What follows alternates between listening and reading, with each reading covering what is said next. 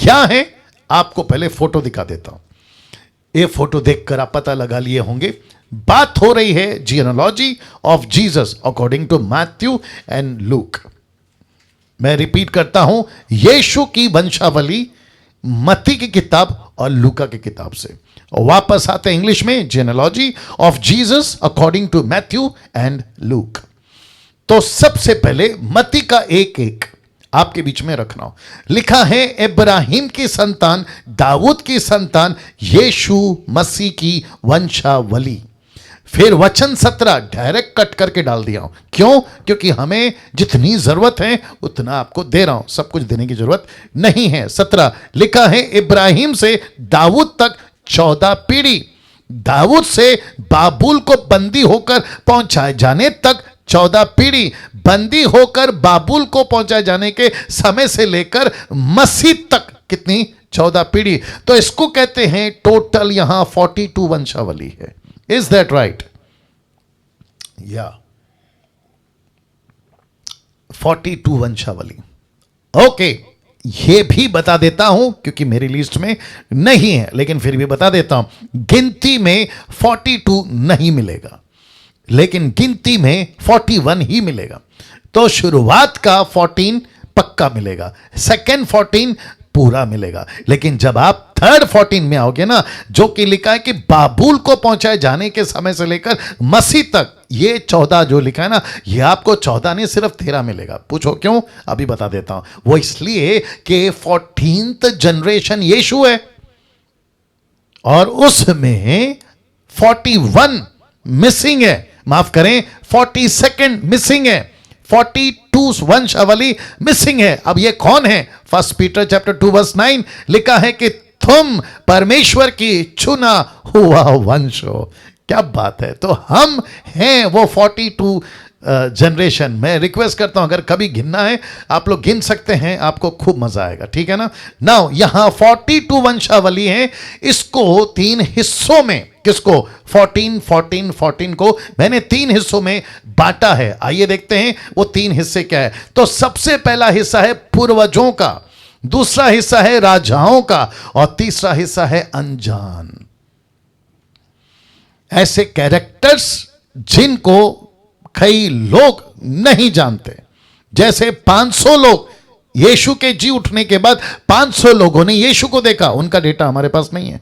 पूर्वजों का डेटा हमारे पास है, राजाओं का डेटा हमारे पास है, लेकिन ये जो तीसरा है ना, तीसरी कैटेगरी, ये अनजानों का। ऐसे बहुत सारे कैरेक्टर हैं। जब आप मत्ती का 1 से लेकर 16 तक पढ़ोगे तो आप खुद भी पूछोगे, अरे यार ये कौन है, अरे यार ये कौन है, अरे इसका हिस्ट्री किधर है, अरे इसका हिस्ट्री किधर है। आपके दिमाग में प्रश्न उठेगा, ऐसा क्यों पास्टर डैनियल, ऐसा 3 कैटेगरी में क्यों आपके बीच में रख रहा हूं? पूर्वजों, राजाओं, और तीसरा है अनजान। ऐसा क्यों? तो पूर्वजों जो विश्वास में पक्के थे, राजा जो संसारिक तौर पे पक्के थे, पॉलिटिकल, और तीसरा कोई सामर्थ्य नहीं था, लेकिन उसके बावजूद परमेश्वर ने इनको इस्तेमाल किया। वापस बोलूं, पूर्वजों जो विश्वास में पक्के थे, राजा हो जो संसार में पॉलिटिकली पक्के थे, लेकिन ये तीसरे कैटेगरी के लोगों को भी प्रभु ने इस्तेमाल किया, ना जो विश्वास में, ना पावर पॉलिटिकली, लेकिन साधारण थे, लेकिन परमेश्वर ने फिर भी इनका इस्तेमाल किया। तो ऐसे 3 जनों की कैटेगरी से होते होते होते आपका मेरा मसीहा पैदा हुआ। कैसा लग रहा है? अभी कुछ लोग कहते हैं कि जो विश्वास में पक्के हैं प्रभु सिर्फ उन्हीं का इस्तेमाल करेगा, जो संसार में पॉलिटिकली पक्के हैं प्रभु सिर्फ उन्हीं का इस्तेमाल करेगा। लेकिन परमेश्वर के लिस्ट में ऐसे भी लोग हैं जो डैनियल कौन है नहीं जानते थे, निर्जला कौन है नहीं जानते थे। आप में से बहुत सारे को नाम तो नहीं लूंगा, आप कौन थे नहीं जानते थे, लेकिन यिर्मयाह 1:5 कहता है, तुम अपनी मां के पेट में आए भी नहीं थे, मैंने तुम्हारा नाम लेकर तुम्हारा अभिषेक कर दिया। क्या बात है! यहां तो जम के ताली होनी चाहिए। वंडरफुल जीसस, वंडरफुल जीसस, क्या बात है, क्या बात है। मैं तो कहता हूं कि आप लोग सब अपना अपना पीठ को थपथपाइए, है ना। आप खुद को शाबाशी दीजिए कि आपकी गिनती उसमें है और परमेश्वर आपको जो है अपना बेटा बेटी बनाकर इस्तेमाल कर रहा है। Thank you Jesus, thank you Jesus. एक पति पत्नी देख रहे हैं साथ में, बड़ा अच्छा लग रहा है। सेन गुप्ता, बाप रे माफ़ करिए, ठीक से नाम नहीं ले पा रहा हूँ, बड़ा अच्छा लग रहा है, बहुत अच्छा बहुत अच्छा बहुत अच्छा। एक और बहन है जो वैशाल कुमार लुधियाना से, बहुत अच्छा, आप लोग भी देख रहे हैं, आप भी देख रहे हैं, वंडरफुल। प्रकाश राधा जी, क्या बात है, वंडरफुल, पति पत्नी के साथ हैं आप शायद, ओके, वाह। कभी सोचा था ऐसा है आपका बाइबल? क्या क्या मसाला, क्या क्या पॉइंट्स आपको प्रभु आज दे रहा है, देखिए, इनफैक्ट पहले एपिसोड से दे रहा है। तो पूर्वजों का पहला हिस्सा, राजाओं का दूसरा हिस्सा, अनजान लोग का पहला हिस्सा। पूर्वजों को क्यों? विश्वास में पक्के थे। राजाओं को क्यों? जो लेके परमेश्वर चला, जिसमें राजा शाऊल है, राजा दाऊद है, और न जाने कितने राजा यहोशापात है। संसार में पॉलिटिकली पक्के थे, पावर में पक्के थे, पैसा था। और तीसरी कैटेगरी लिखा है कोई सामर्थ्य नहीं, लेकिन उसके बावजूद भी वे परमेश्वर के लिस्ट में गिने गए। जिनको कोई नहीं पूछता था उनको तक परमेश्वर के लिस्ट में। नाउ जियोनोलॉजी की जब हम बात करते हैं तो मैं थोड़ा सा पीछे जाना चाहूंगा, तो वापस आपको बता दूं कि हम यीशु मसीह की जियोनोलॉजी की बात कर रहे हैं according to Matthew and Luke. क्योंकि कुछ लोग कहते हैं मती ऐसा कहता है, लूक ऐसा कहता है, इसमें कोई कॉन्ट्रडिक्ट नहीं है। आज दूध का दूध, पानी का पानी आपके बीच में करने जा रहा हूं। तो अभी तक ये बता दिया। नाउ आते हैं लूका के पास। लूका का 3 अध्याय वचन 23, आपको पता है, इसको पहले पढ़ लेते हैं। लिखा है कि जब यीशु आप उपदेश करने लगा, जो लगभग 30 वर्ष की आयु का था, जैसा समझा जाता था। फिर लिस्ट शुरू होती है कि वो कहां कहां से आया। लेकिन इंटरेस्टिंग पार्ट है ये, वहां 42 वंशावली है, यहां 75 वंशावली का जिक्र है। Can you believe this? अब यहां पे कॉन्ट्रडिक्ट उठ जाता है। लोग कहते हैं अच्छा कौन कॉन्ट्रडिक्ट करेगा? जो डिटेक्टिव की तरह बाइबल पढ़ेगा।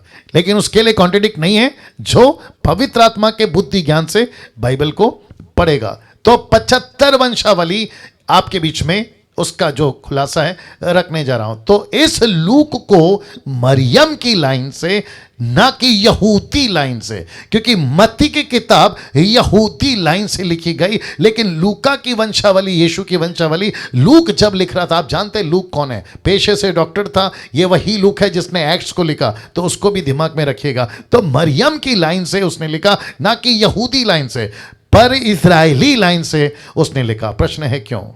बहुत गजब की बात दे रहा हूं आज, बहुत गजब की बात दे रहा हूं, आपके बीच में रखना चाहूंगा। क्यों? कारण है सुलेमान। कारण है सुलेमान। आप सभी जानते हैं कि सुलेमान कौन है? ये दाऊद का बेटा था, आप सभी जानते हैं, राइट?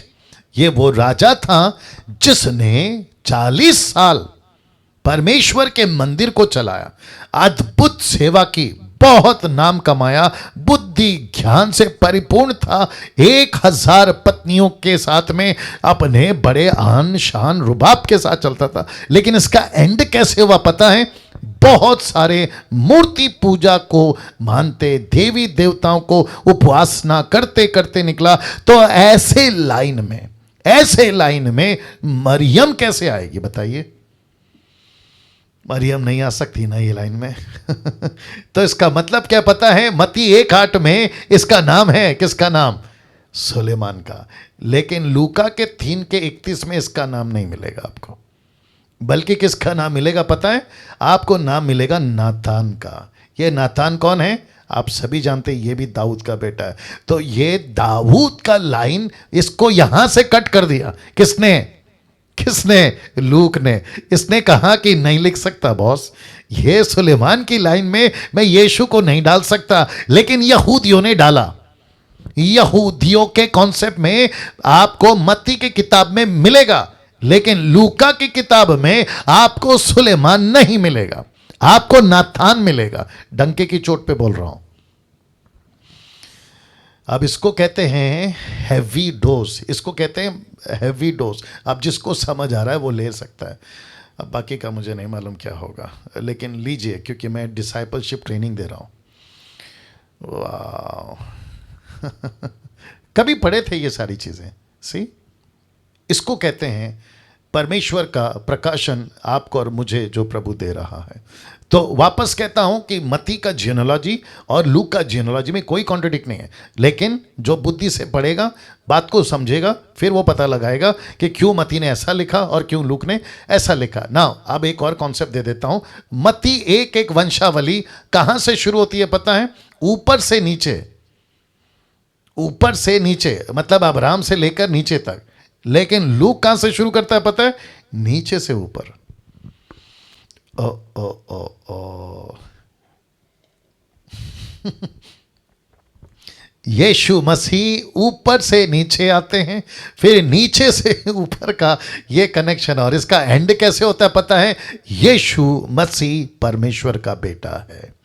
जो मानते नहीं है ना कि यीशु मसीह परमेश्वर का बेटा है, उसके लिए लूक कहता है मैं कैसे इसको छुपाऊं, मैं कैसे नहीं लिखूं। मेरी रिसर्च से पता चला, मेरी स्टडी से पता चला कि यीशु मसीह परमेश्वर का बेटा है जो सीधे ऊपर को कनेक्शन करता है। तो मत्ती ऊपर से नीचे, लेकिन लूका नीचे से ऊपर।